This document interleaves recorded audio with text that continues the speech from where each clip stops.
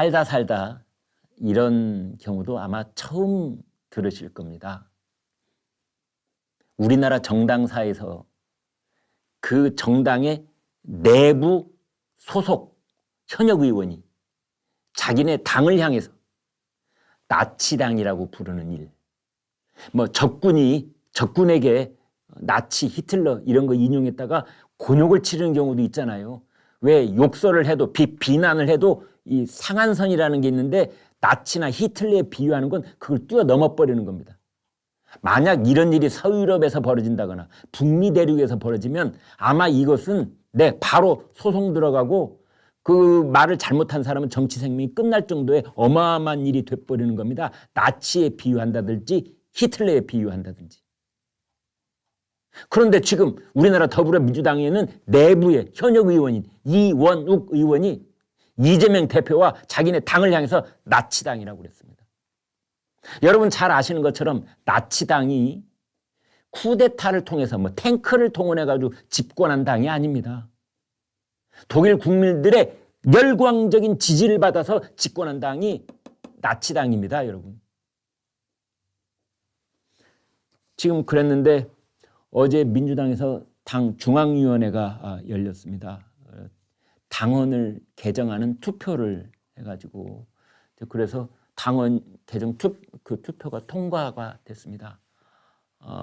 대의원의 권한을 약화시키고 그 다음에 권리당원의 권한을 강화시키고 그 다음에 의원 평가를 해서 하위 10%에 해당되는 사람들의 감점을 크게 확대를 하고 이제 이런 겁니다.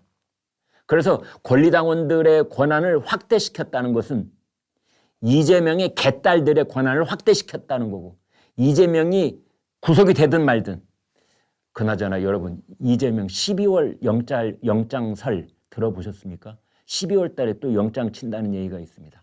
왜 엊그제 경기도청 5층하고 7층하고 압수수색 했잖아요. 법인카드 유용 혐의로.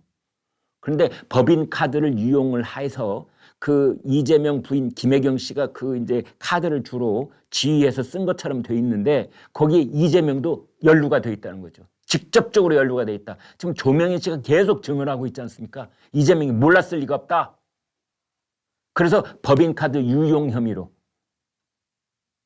구속영장 또 친다. 이게 12월 영장설입니다. 어찌됐든 저찌됐든 자 그것은 그것대로 놔두고 이재명이 당대표를 그만두게 되는 사태가 벌어지더라도 그 후임 당대표가 이재명의 아바타 친 이재명계 사람이 계속 이어받도록 하는 그런 구조를 만드는 작업이 지금 진행 중이다. 그것 중에 하나가 대의원의 권한을 약화시키고 권리당원의 권한을 강화시켜서 개딸들이 차기 당대표를 뽑는 일이 벌어져도 개딸들의 손에 의해서 개딸들이 원하는 사람을 당대표로 뽑을 수 있도록 그 구조를 지금 만들고 있다. 이런 뜻이 되는 겁니다. 그 다음 의원들 평가를 해서 하위 10%에게 어마어마한 감점을 때린다. 이거는 비명계 학살공천을 하기 위해서 학살공천을 하기 위해서 하위 10% 어떻게 선정하냐? 물론 근거를 대기는 되겠지만 이제 주로 비명계 사람들을 거기다가 포함시키게 그런 구조를 만들어 놓고 거기에 포함된 다음에는 가령 감점을 내부 경선을 치러야 될 때 말이죠. 후보들끼리 그때 감점을 어마어마하게 때려가지고 그 사람이 후보가 되지 못하도록 하는 그런 작업을 하는 것 아니냐 지금 그러고 있습니다.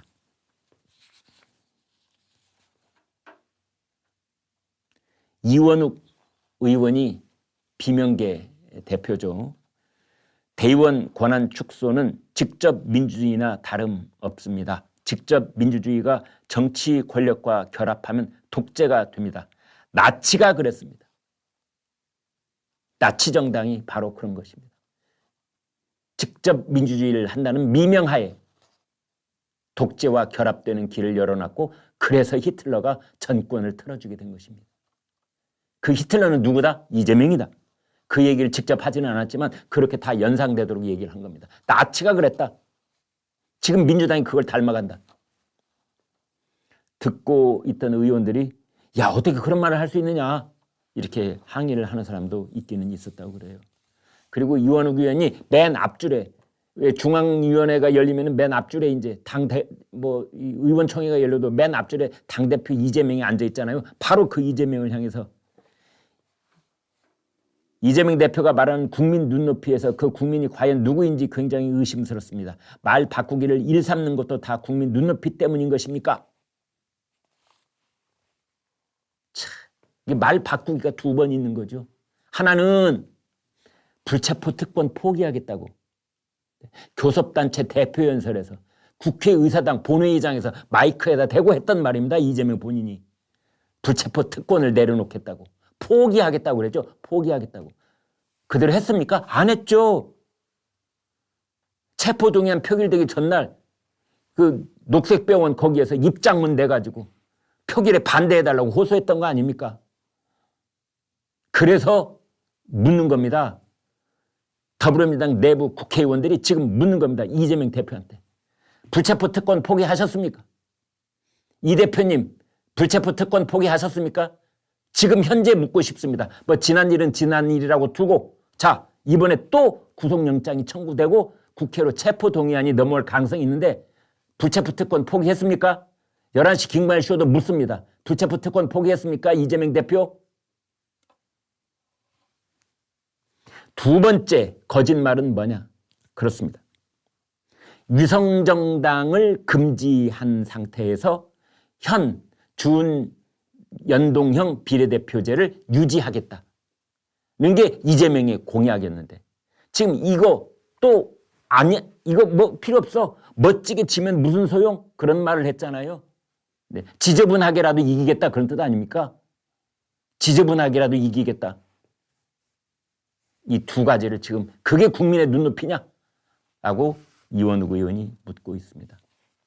홍영표, 설훈, 전해철, 윤영찬 이런 비명계 의원들이 다 지금 이재명을 향해서 집중 포화를 쏟아놓고 있습니다. 그런가 하면은 민주당의 전 대표들, 전 총리들, 민주당 출신 전 총리들 이낙연, 정세균, 김부겸 이런 사람도 일제히 이재명을 향해서 지금 포화를 쏟아붓고 있습니다.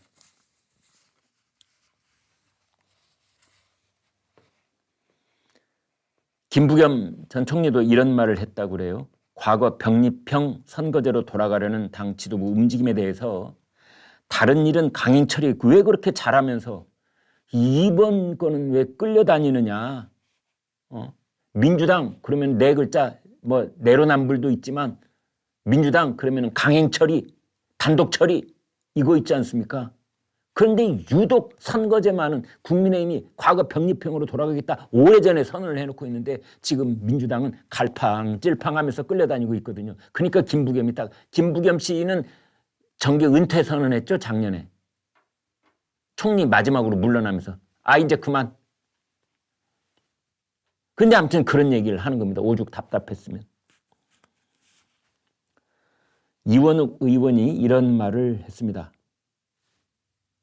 이낙연, 정세균, 김부겸 이 세 명의 전직 총리들이 연대해서 신당을 만든다면 그것이 사실상 진짜 민주당이 될 것이다. 이재명의 당은 개딸당으로 전락할 것이다.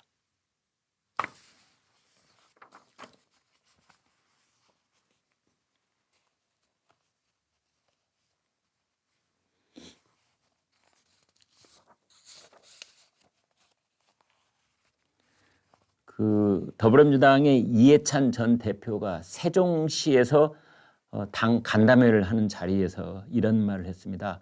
내년 총선에서 민주당이 수도권 70석만 먹어도 최소 154석은 될 것이다. 잘하면 180석까지도 될 것이다. 과반이냐 180석이냐 그것이 관건일 뿐 민주당이 이긴다. 반드시 이긴다. 수도권에서 70석만 먹어도 먹는다는 말을 썼어요. 어떤 스포츠 선수가 엄마 나 우승컵 먹었어 뭐 이렇게 했다는 말에서는 우리가 그냥 어린 선수니까 거기 웃음을 띠면서 보이지만 이런 원로 정치인 대접을 받는 더불어민주당의 상임 고문 지금 최고 그 영향력을 끼치고 있는 그 사람 입에서 70석을 70개라고 그랬습니다. 70석도 아니에요. 70개를 먹으면 아니 국민이 유권자가 뽑아주는 국회의원의 의석이 이게 붕어빵입니까? 한 개, 두 개 이러기에? 안 그렇습니까, 여러분? 저는 그 말을 들으면서 그래 이해찬 고문은 뭐 더불어민주당이 20년 집권한다는 말까지 했던 그런 과거가 있기 때문에 뭐 장밋빛 낙관은 얼마든지 본인 자유이겠지만 근데 그 의석을 말이죠. 한 개, 두 개, 10개, 70개 먹는다. 먹으면 어떻게 된다. 이게 도대체 아유 정말 이래도 되는 겁니까? 네? 국민들을 유권자들을 얼마나 멸시하면은 국민들을 어떻게 가분개, 가재, 붕어, 개 이렇게 보기 때문에 하는 말 아니겠습니까? 평소에 머릿속에 그렇게 들어있기 때문에 그냥 당 간담회 할 때 별 뭐 저 형식적인 절차 따지지 않고 그냥 말을 직설적으로 막 하다 보니까 머릿속에 들어있는 생각들이 고스란히 그냥 쏟아져 나오는 겁니다. 마이크에다 대고 할 때 저 정도 말이 나온다면 자기들끼리 할 때는 또 어떤 얘기가 나올지 가히 짐작이 되지 않습니까, 여러분?